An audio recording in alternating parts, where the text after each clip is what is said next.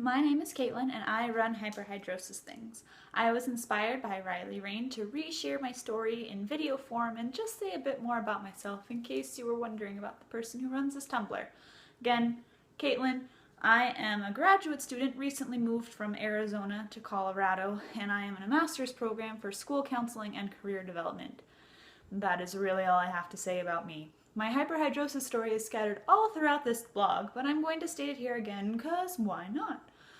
So I've had hyperhidrosis as long as I can remember, so till about preschool. And I remember when I was really, really little and I would tell my mom how extra sweaty I was, she would say, "Oh, it's okay. Your older sister, when she was younger, she would get all clammy and sweaty, but she would be fine when she went to the nurse's office and had something to eat." And as we found out later, not the same thing. I'm sure kids commented on it when I was younger, but the only time I really remember was once in 5th grade. You know how when your hand gets really sweaty and then you touch something and then there's a nice handprint there? That happened once in 5th grade class, and the girl next to me just kind of looked at me and went, "Ew, what is that?" And I looked back at her and I said, "It's a disease that I can only give to blonde-haired girls sitting on my right." And then I put a handprint on her desk and she freaked out, and it was kind of cool. Then in middle school, with puberty starting, it was just a joy to already have with my extra sweaty self. And that's kind of when I started the whole only wearing black and navy blue and nothing else, and sweaters as often as you can in Arizona, which isn't very often at all. Yeah, in high school, I met 2 people who had hyperhidrosis, and they really kind of started to help me reframe how I view myself with this disorder, disease, whichever you want to, I'm pretty sure it's disorder. Yeah, sure, why not?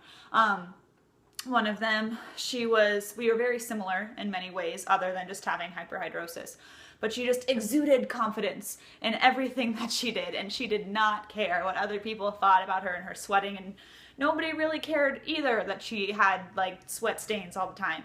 And so I just wanted to be like her, and that was very helpful.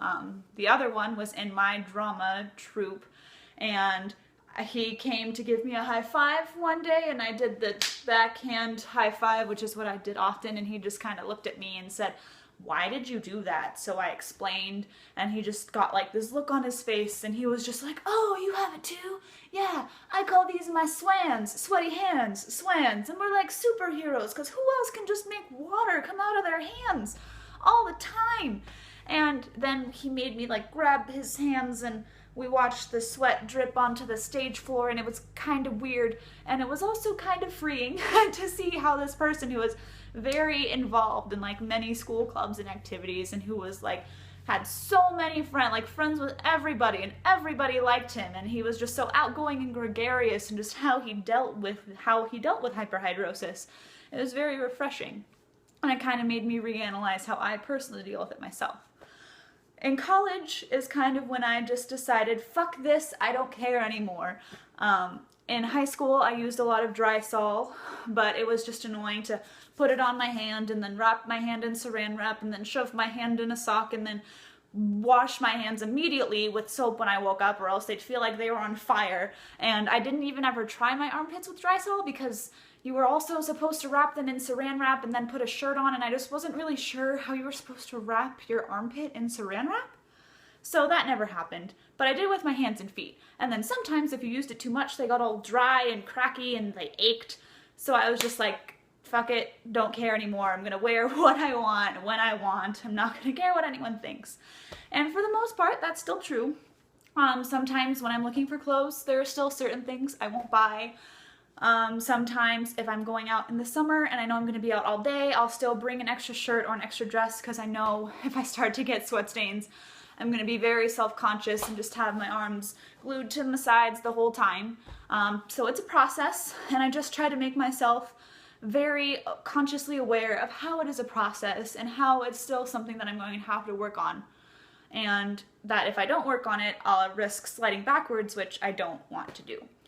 And sometimes my sister still makes fun of me, and when she does that, if I'm physically near her, I just wipe my sweaty hands all over her, and that seems to work pretty well for me.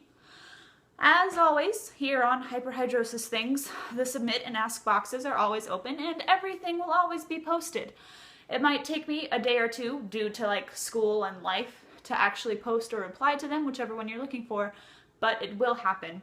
If you would also like to make a video of sharing your story, feel free to do so and submit or put a link to that as well if you want me to try and figure out how to embed things, and I'll see if I can do that.